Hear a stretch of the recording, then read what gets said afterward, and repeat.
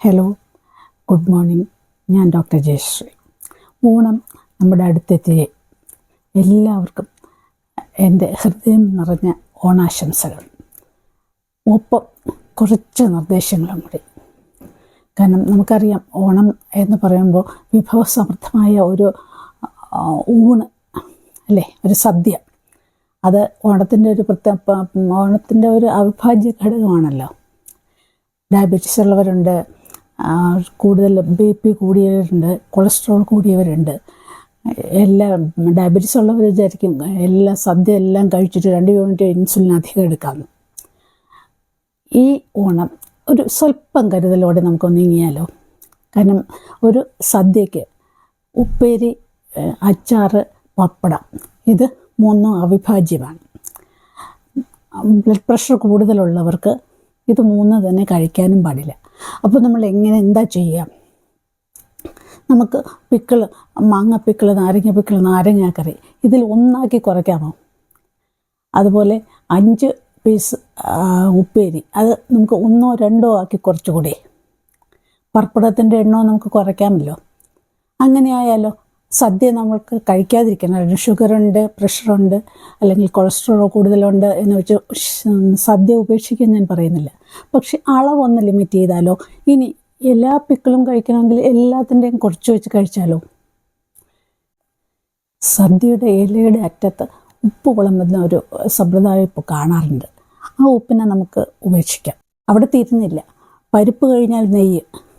Cholesterol ഉള്ളവർക്കും BP ഉള്ളവർക്കും ആ നെയ്യിനെ അങ്ങ് വേണ്ടാന്ന് വെക്കാം. അത് ഒരു വലിയ രുചിക്കുറവുണ്ടാക്കില്ലല്ലോ. അത് കഴിഞ്ഞ് പായസം, നെയ്യ് ചേർന്ന പായസങ്ങൾ, അത് പലതരം പായസം. അതിന് ഒന്നുകിൽ അളവ് കുറയ്ക്കാം, അല്ലെങ്കിൽ പലതിന് പകരം 1 അതിൻ്റെ അളവ് കുറയ്ക്കാം. എന്താണെന്ന് ചിന്തിച്ച് നോക്കൂ. ഷുഗർ, ഡയബറ്റിക് ആൾക്കാർക്ക് കൃത്യമായിട്ടും പരിപ്പിന് ചോറ്, സാമ്പാറിന് ചോറ്, പുളിശ്ശേരിക്ക് ചോറ്, അത് സിസ്റ്റം അങ്ങ് മാറ്റിയിട്ട് നമ്മൾ എന്നും കഴിക്കുന്ന ചോറ് എത്രയാണോ ആ ചോറെടുത്ത് പരിപ്പിന് വേണ്ടിയിട്ട്, സാമ്പാറിന് വേണ്ടിയിട്ട്, പുളിശ്ശേരിക്ക് വേണ്ടിയിട്ട് ഒന്ന് നീക്കി വെച്ചാലോ. അങ്ങനെ ഇത്തവണത്തെ ഓണം നമുക്ക് ആരോഗ്യകരമായിട്ട് കഴിഞ്ഞാലെത്താ. ആലോചിച്ച് നോക്കൂ. എൻ്റെ എല്ലാ നല്ലവരായ വ്യൂവേഴ്സും എൻ്റെ ഈ നിർദ്ദേശങ്ങൾ കണക്കിലെടുക്കുമെന്ന് ഞാൻ പ്രതീക്ഷിക്കുന്നു. ഇനി ഇത് സദ്യ മാത്രമല്ലല്ലോ, മലയാളിക്ക് ആഘോഷം എന്ന് പറയുന്നത് സദ്യയെക്കാളും അടുത്തത് മദ്യമാണല്ലോ. സൂക്ഷിക്കുക. മദ്യം വേണ്ട എന്നാണ് എനിക്ക് പറയാനുള്ളത്.